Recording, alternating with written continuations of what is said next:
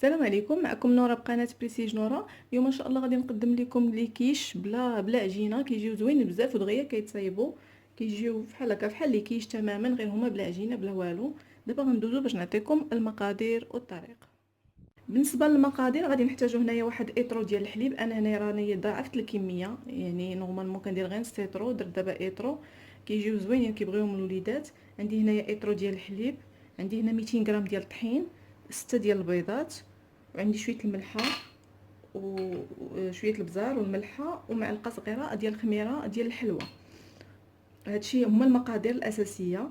بالنسبه للحشوه باش غادي نعمرهم، غنعمرهم على جوج شكال. الشكل غادي نعمروه بالفرomاج وبجونبو ولا لا داند فيمي، وشكل اخر غادي نعمروه بالطون وبالبصله. يعني غادي نحتاجو بصله محمره في شويه زيت مع مليحه وبزيره والطون. هادشي اللي غنحتاجو بالنسبه للمقادير. دابا غندوزو للطريقه. دابا غنبداو الطريقه. انا دابا درت الفران درتو يسخن. يعني طريقه سهله، ما فيهم شي حاجه كثيره ودغيا تيوجدوا، يعني يوجدوا بسرعه، يعني في اخر لحظه تقدري توجديهم. غادي ناخذوا البيض، نديروا البيض هنا. بالنسبه اللي بغى يدير نص المقادير ديال 3 البيضات، يدير معاهم واحد نص لتر ديال الحليب و100 غرام ديال الطحين صافي، ونص معلقه ديال الخميره ديال الحلوى.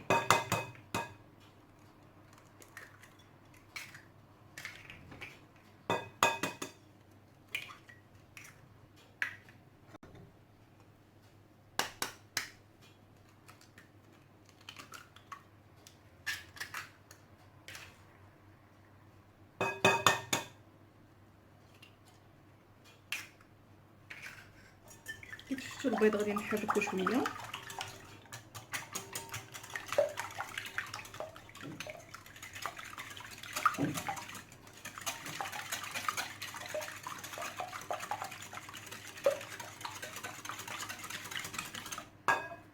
غنزيد مع داك الطحين، ديك 200 غرام ديال الطحين، حقاش انا عندي ايطرو ديال الحليب غندير 200 غرام ديال الطحين. ونزيد مع ديك المعلقه صغيره ديال الخميره ديال الحلوى باش كتخليه يتنفخ لينا كيجيو زوينين. كنخلطهم عاد نبدا نزيد الحليب بشويه بشويه.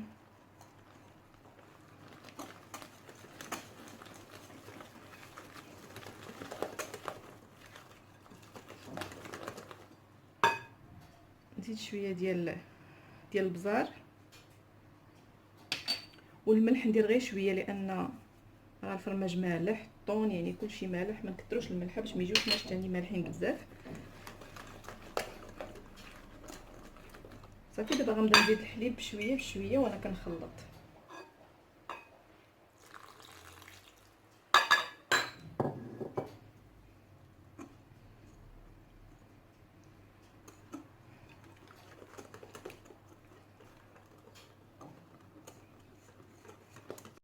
كيف شفتوا نقدروا هاد المقادير نديروهم في واحد الخلاط ونخلطوا كلشي. نديروا البيض ونزيدوا عليه الطحين ونبداو نزيدوا الحليب بشويه بشويه ويتخلط لينا.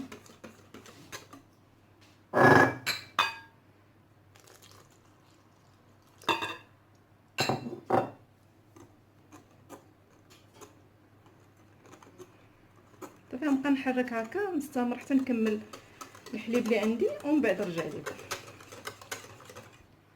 دابا كي شفتوا انا خلطته صافي، غير يتخلط ليا تنسجموا العناصر اللي درت هنايا. صافي داك الطحين مع البيض وهذا صافي، هانتوما كتشوفوا راه تيخرج كميه كثيره. دابا شنو غندير؟ غادي ناخذ المولات، اما هاد المولات ديال لي طارت ها هما عندي صغار، او لا ما عندوش هادي يقدر يدير هادو ديال كاب كيك، كتهما دهنوهم مزيان بالزبده ودردوا عليهم الطحين، حتى هما كنديرهم فيهم كيجيو زوينين. الا ما عندكمش هادو ديال لي طارت، دابا غناخذ المولات ديالي غادي ندهنهم ومن بعد غادي نرجع لكم. غندهنهم بالزبده وغندير عليهم الطحين ونرجع لكم. من بعد ملي دهنت دوك المولات ديالي بالزبده وشويه ديال الطحين، درت عليهم شويه ديال الطحين هما واجدين. دابا شنو غندير؟ غنجيب ديك الخلطه ديالي اللي خلطت، نعاود نحركها باش ما يبقاش الطحين لتحت.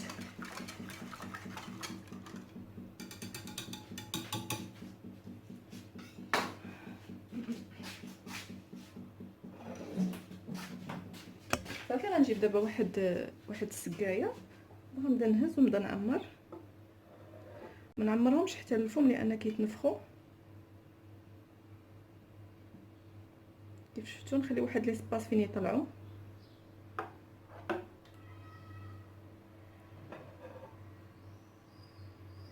والفران ديالي انا سخنته على 180 درجه.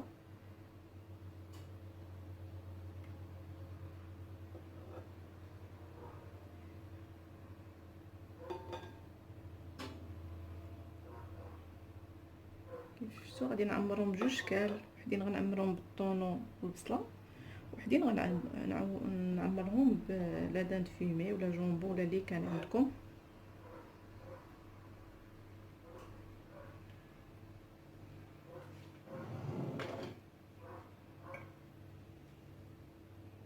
كيجيو زوينين بزاف، كيعجبوا الوليدات، ما كيخليوهمش يعني كيتكالوا وساهلين دغيا دغيا. كتخلطي داكشي صافي وتزيدي شنو بغيتي تزيدي باش تعمريه صافي، تدخليهم يطيبوا. تقريبا كيبغيو الطياب يعني 40 دقيقه تقريبا. بالنسبه للحشوه الاولى شنو غندير فيها؟ غندير المهم لا دان فيمي كيف قلنا ولا جونبو ولا اللي كاين. غندير طريفات لداخل، وكيف قلت لكم ما تكثروش الملحه لان كلشي مالح، ديروا غير شويه باش ما يجيكمش عاوتاني داكشي مالح بزاف.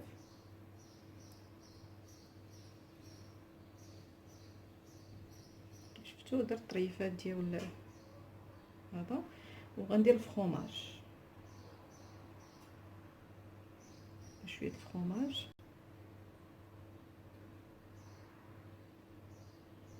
تقدروا ديروها في مول واحد مدور يعني ديال ليطات، ولكن ما يكونش محلول لان راه الخليط سائل يعني يقدر يخرج لكم من جناب. ديروا شي حاجه تكون مسدوده وديروها يعني على شكل كبير حتى هي كتجي زوينه. دابا هذا هو الشكل الاول اللي درنا فيه الجونبون وفرماج. الشكل الثاني غندير فيه البصله محمره ديجا في الزيت مع شويه الملحه والبزار. كيف قلت لكم تقدروا تزيدوا الخضره يعني تزيدوا الخيزو محكوك مشحر هو والقرعه حتى تيجيو زوينين، اولا فلفله حتى هي مشحره حتى هي في الزيت هي تزيدوها كيف شفتوا. وغندير شويه ديال الطون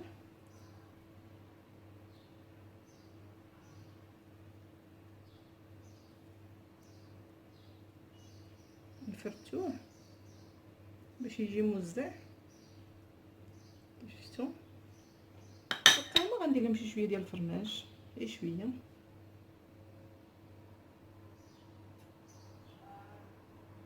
صافي دابا غادي نديرهم في واحد اللاطه وغندخلهم للفران حتى يطيبوا، ومن بعد غادي نرجع لكم. غادي نخليهم 40 دقيقه يطيبوا ومن بعد غادي نرجع لكم باش نوريكم كيفاش جاو.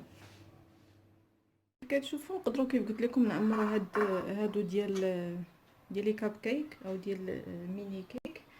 كندهنتهم بالزبده ودرت عليهم الطحين باش ما تلصقش ليا. حتى هما غادي نعمروهم حتى هنايا يجيو بحال لي مافن. حتى هما ما نعمروهمش حتى للفم.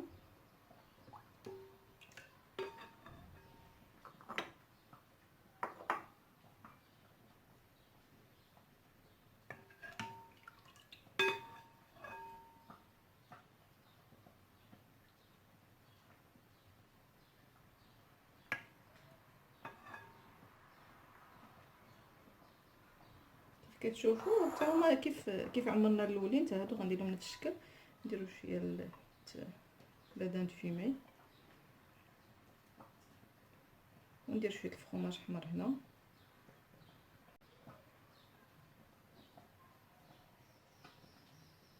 وهادو ندير لهم شويه البصله والثوم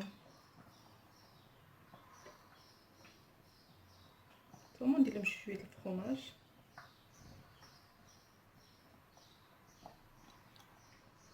صافي انا غنستمر هكا نكمل هاد الكميه اللي بقات ليا. صافي نديهم حتى هما يطيبوا في الفران على 180 درجه قلنا 40 دقيقه ان شاء الله، ونرجعوا باش تشوفوا كيفاش جاو الشكل النهائي ديالهم. كيف شفتوا من بعد ملي خرجتهم من الفران كيجيو بحال هكا، كيجيو تماما بحال الكيش، كيتنفخوا في الفران تيبان لك تتنفخوا من بعد كيعاودوا يرجعوا، كيجيو زوينين بزاف في المذاق. وبالنسبه للمول ضروري ديروا مول ما يكونش كيلصق، لان راه يقدر يلصق لكم، خاصكم ضروري دهنوه مزيان مزيان، اولا ديروا ديك القضيه اللي تنقول لكم ديما، دهنوه بالزبده ودخلوه للثلاجه وعاودوا خرجوه دهنوه وعاود دخلوه للثلاجه، من بعد خرجوه ديروا ليه الطحين باش ما كيلصقش كاع. كيف شفتوها هما لي كيش ديالنا بلا عجينه بلا والو، كيجيو بنان بزاف ودغيا كيوجدوا. وبالنسبه لهادوك اللي درتهم في ديال الكاب كيك حتى هما كيجيو على شكل لي مافن، كيجيو بحال هكا كيف كتشوفوا. كنتمنى ان الاقتراح ديال اليوم يكون نال اعجابكم، ما تنساوش دعموا القناه باللايك وتبارطاجيو فيديو باش ان شاء الله يوصلكم كل جديد، وشكرا على حسن المتابعه.